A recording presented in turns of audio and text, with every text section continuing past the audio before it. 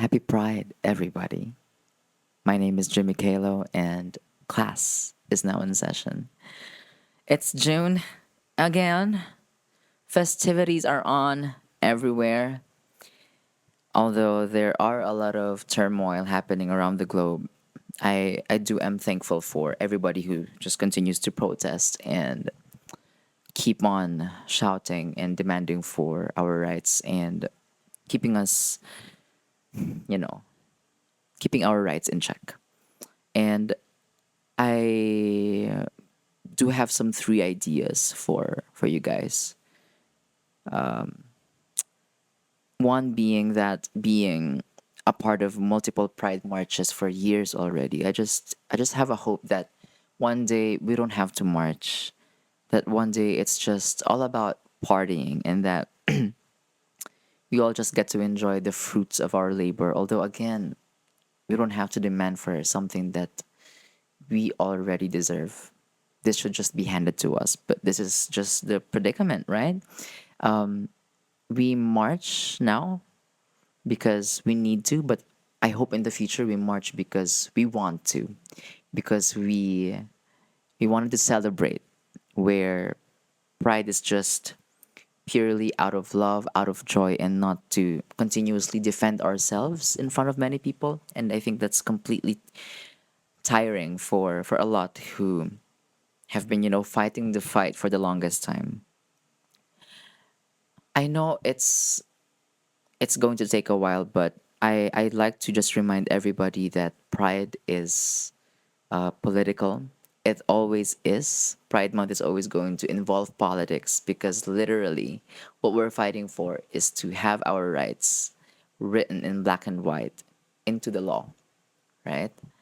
I hope you just get to remember that because we're fighting for today, but more importantly for tomorrow, for the future, for the baby gays, the baby lesbians, the baby trans kids, the baby bisexuals, the baby queers who are going to be in this world and who's going to be fighting the same fight.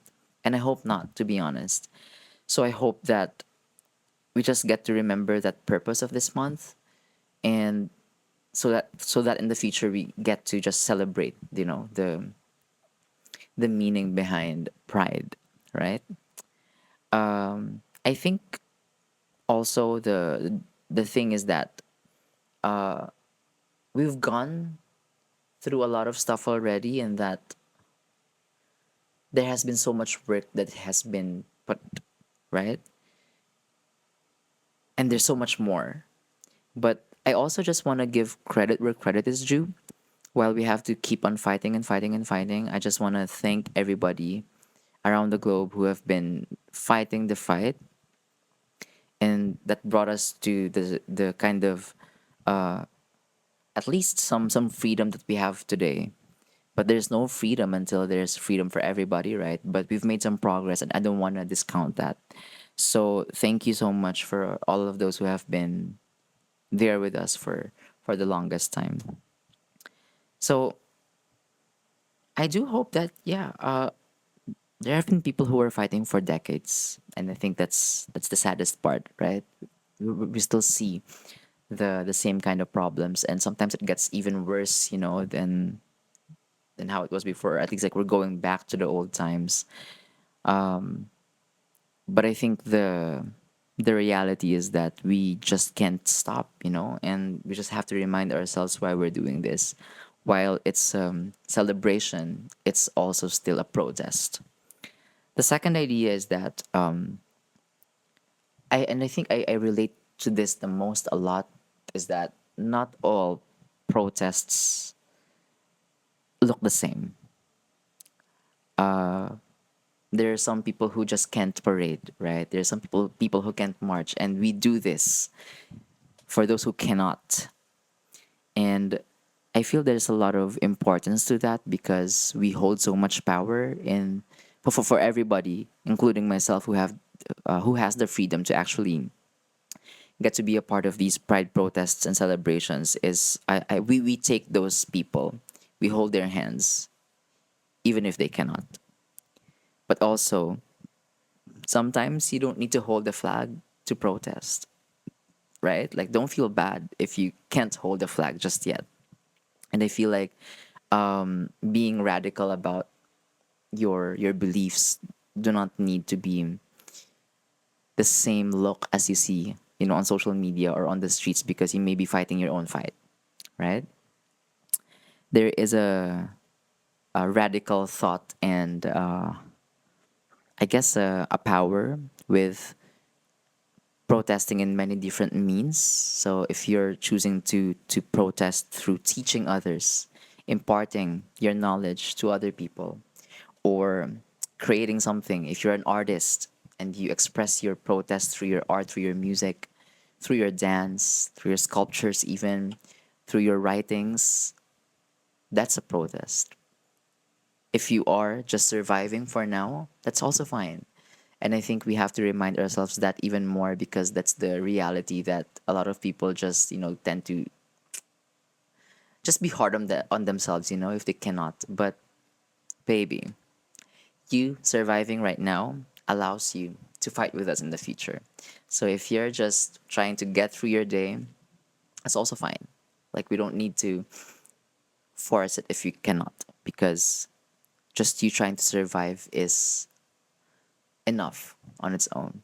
And if you're healing, right? I feel like there's a lot of people in the community who have been fighting silent struggles. And these silent challenges in life, we don't hear so much every day. And not a lot of people would always be open to talking about them all the time. And if you're one of those who are just continuously healing and going through your journey of being one with yourself again, then that's good enough a protest of its own, because you're trying to still stay with us, right? And we appreciate you for that. I wrote here also that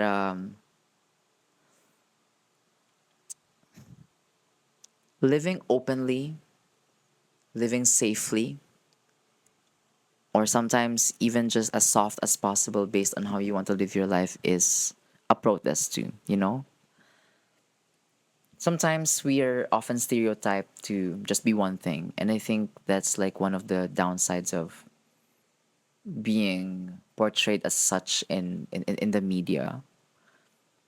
But we're multifaceted people with diverse stories, and the way you choose to live your life, as long as it doesn't put down anyone or anybody, as long as you're trying to live your truth, that's okay. And we need more of that. We need more of that kind of energy, to be honest, because I don't think we could survive with all the fighting. So we have to make sure that you live as boldly as you can based on your own terms. And then lastly, idea number 3 I wrote here is that in relation to you living your life as open or as soft or as hard as you want, is that openness, no matter how big or small that opening is, it has shown people what's possible. And that being open on its just on its own is so loud already. And I want to remind people that silence never saved us. Silence never saved us. So if you are trying to decide whether or not you're gonna conceal yourself, again, there's your timing, right? You have to decide when it's your time.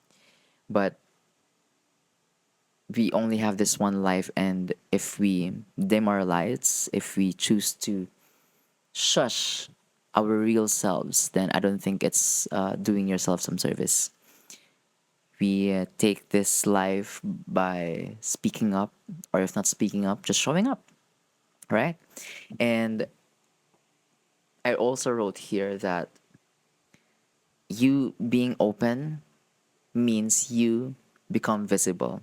And you being visible means people seeing many different types of people within our community.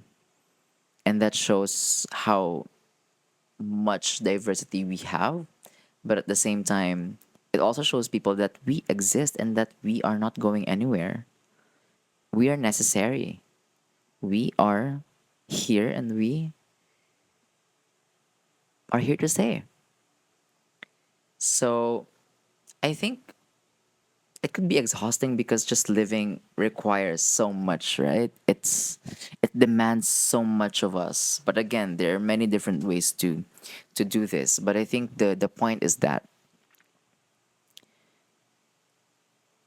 you have to be the one to choose how to do it. But know that while we're in this kind of situation, know that you being visible is already a big, big service to the cause. You being yourself means you are trying to break all of those barriers that you've long fought for and that you're now trying to show up because that's who you really are. And I think that's beautiful. And you're just doing it for yourself, but look at you. That's a protest on its own because you're not trying to get limited by what is told by the society, right? We're really breaking things, and creating more things as we try to get ourselves written into the law, our rights being written into the law. So I urge everybody to just be where you are, what you're capable of. There's no forcing of anything really. I think that's the most important part. Wherever you are, whether you're at home in bed healing or on the streets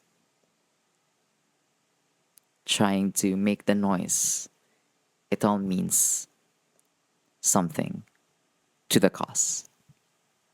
And happy Pride, class dismissed. Toodles.